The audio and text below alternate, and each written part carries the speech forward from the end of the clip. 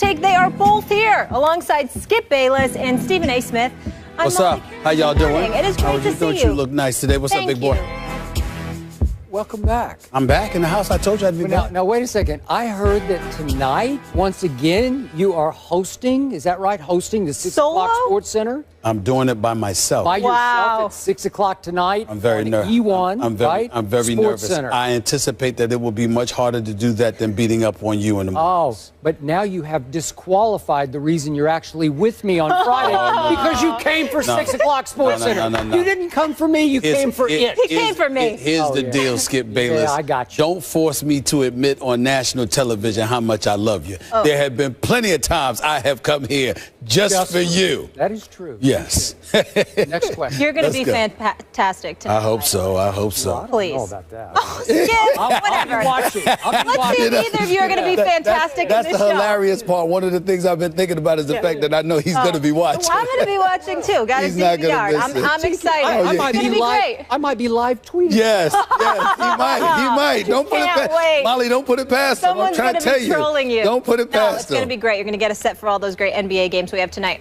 But today, we are previewing all the major NFL matchups, and we'll also talk about D. Rose looking like his old MVP self last night. How about that? To kick things off, we just heard the Eagles' Benny Logan on 94 WIP calling the Cowboys crybabies. This ahead, of course, of the Eagles-Cowboys matchup in Dallas. Potential playoff implications on the line. Stephen A., do you agree with that description, crybabies? Crybaby. You know, I can't wait for this. here's my thing. They're fans. I'm not sure I could classify the Dallas Cowboys as crybabies. They're fans? Yes. An entirely different matter altogether. Wait, you're clapping for You know, that? I mean, there's clapping for nobody worse Wow. than Cowboy Nation. There's nobody worse than Cowboys Nation. Cowboy Nation is the worst. You whine about everything. You don't live in reality. Listen. It is relevant. It is relevant. No. When you look, I will say this, Skip. I will say this.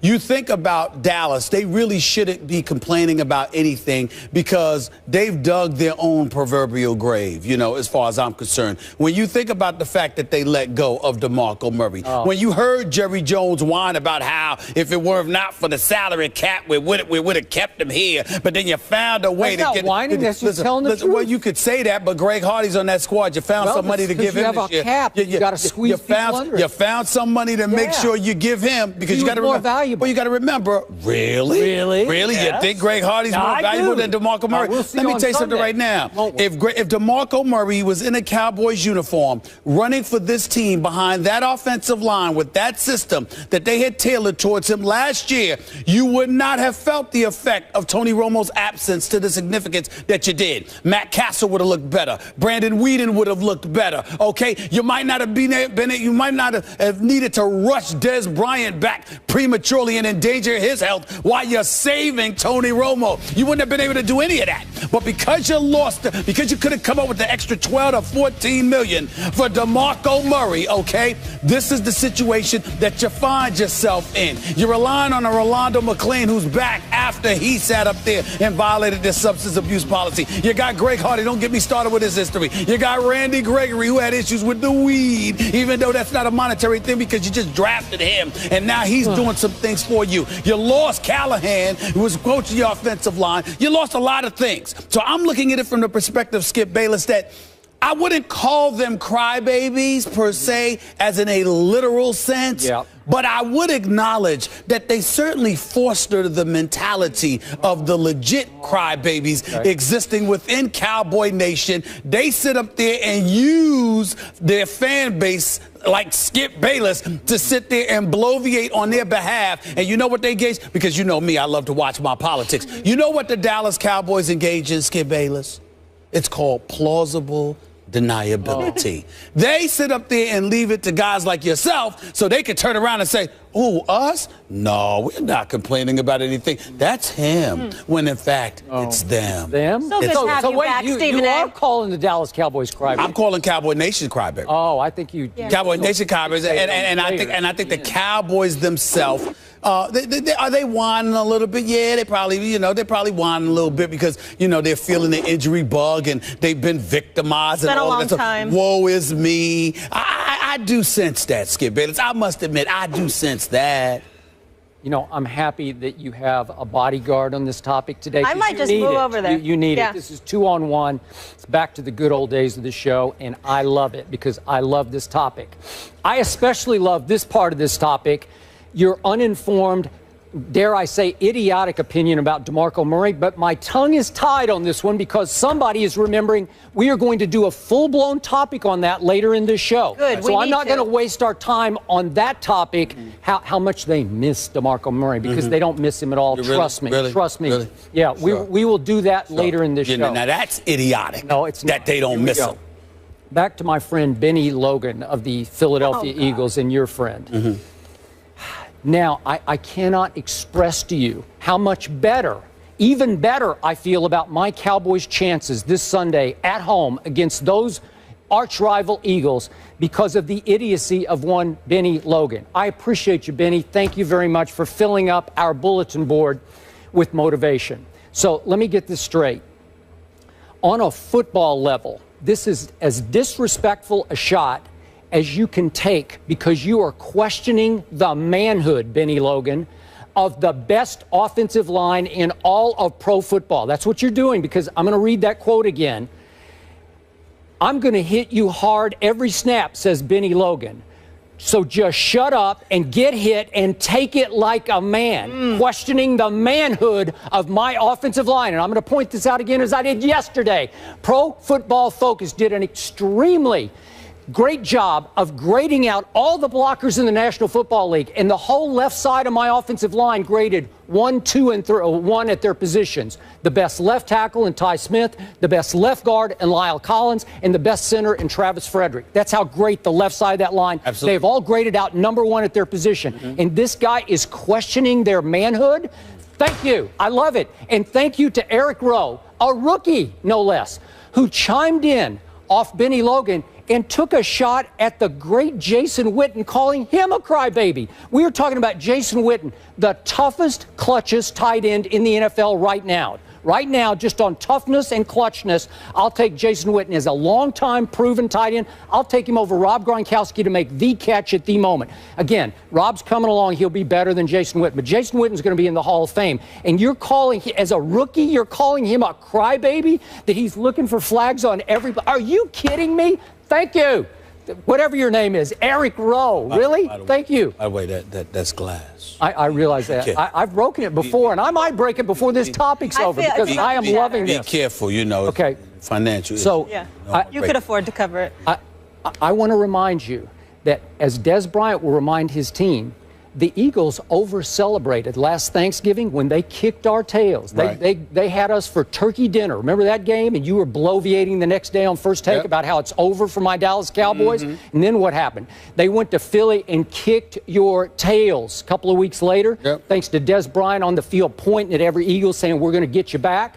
Well, they're going to get you back this weekend at home, where I'm going to remind my Cowboys, they've lost 4 of the last 5 to Philadelphia at Jerry World. 4 of the last 5. Remember that. Put that on the bulletin board. Remind yourself Go ahead. of that. Feel the need to motivate. And also, I know. I want to remind everyone, especially Eagles Nation, that as subpar as Matt Castle has been so far, that Sam Bradford is dead last in QBR in the National Football League. He is dead last in QBR. And I also want to remind everybody, especially Eagles Nation, that the Eagles are dead last in time of possession. You know why? The fast break offense goes 3 and out, 3 and out. And all of a sudden, the other team's got the ball, and it's got the ball again, and it's got the ball again. My team can run the football behind the best offensive line. Totally agree. So here comes Darren McFadden. Here comes time of possession. Here comes ball control. Here comes keeping the score close. I'll give you, the Eagles are a little better overall team right now, but my team will keep it close. And you know what? It is time for me to get one break. I just need one bounce, one friendly bounce. I've got none for 5 games. this time I get one big friendly bounce on one key play, and my guy Matt Castle makes one more play than Sam Bradford, and the season starts now, because the NFC East hasn't really started yet, but it's going to start now for my Dallas Cowboys. They will win at home. I appreciate the motivation from Benny Logan and young Eric Rowe. And I'm going to go Cowboys somehow, some way. I'm going to go 24-23. Thank you. Skip Bayless, you make a compelling argument. I can't deny that, because when you consider the fact that novices, rookies, would open their mouth and allow bulletin board material to be provided to arguably the undisputably the strongest element of the Dallas Cowboys, which is their offensive line, is just flat out idiotic. You're right about that. I totally give that to you. I would remind you, however, the Eagles played one less game because they had a bye week, and they lead the league in turnovers, you know, with takeaways with 19. They do. With 19. Yeah. And the Dallas Cowboys obviously don't mind giving the ball away from time to time. So the combination of those things work against the Dallas Cowboys. However, if they're running the football and not really throwing it, that's where the Eagles could be in some trouble, and I'm concerned about that because their offensive line is no joke. Obviously, Dunbar is injured. Joseph Randle has been released, so now all you've got is Darren McFadden. You know, I continuously question his durability more so than anything else. He's had a couple of games, but I wonder, in a smash-mouth football game, which I think this could potentially end up being, I don't know how reliable McFadden is. Now, granted, he's running behind that offensive line, so if there's ever a shield of protection to be provided to a running back, they've got it in Dallas, no question, particularly with the left side, just like you highlighted. You know, but in the end, I think the takeaways, I think the combination of the takeaways along with the Eagles' defense and the way they can play some football, the way they've been playing football over the last several weeks, the fact that Tony Romo is still not the quarterback, that it's going to be Matt Castle, and if something happens to him, it's going to be Brandon Weeden. In the end, I believe wholeheartedly that the Eagles should be able to win this game. I think Dallas will be able to run the football effectively, but they've been running the football effectively. They're averaging about 127 yards a game, but it doesn't stop them. It hasn't stopped them from losing 5 straight. So in the end, my point is you could still end up running the football effectively and wind up losing anyway, which I think will happen to the Dallas Cowboys hope so. in this particular situation. I'm going to pick the Eagles to win this game 30-22. 30-22. That's right. 30 against my Greg Hardy-led. That's a lot of points for Sam Bradford. Yeah, but you know what? Sam Bradford might get hurt, and Mark Sanchez might come in there. And if Mark Sanchez comes in there, he's still better than Brandon Weeden or Matt Castle. And I expect the defense for the Philadelphia Eagles to score at least 7 points. So I'm looking at the offense to basically score anywhere from 22 to 23 points. I think the Eagles' defense will score a touchdown in this game. Okay, and Molly wholeheartedly agrees. I'll be looking for that. No, I'm going to be looking for that friendly bounce. I can't wait. Hey, Betty. Thanks for that.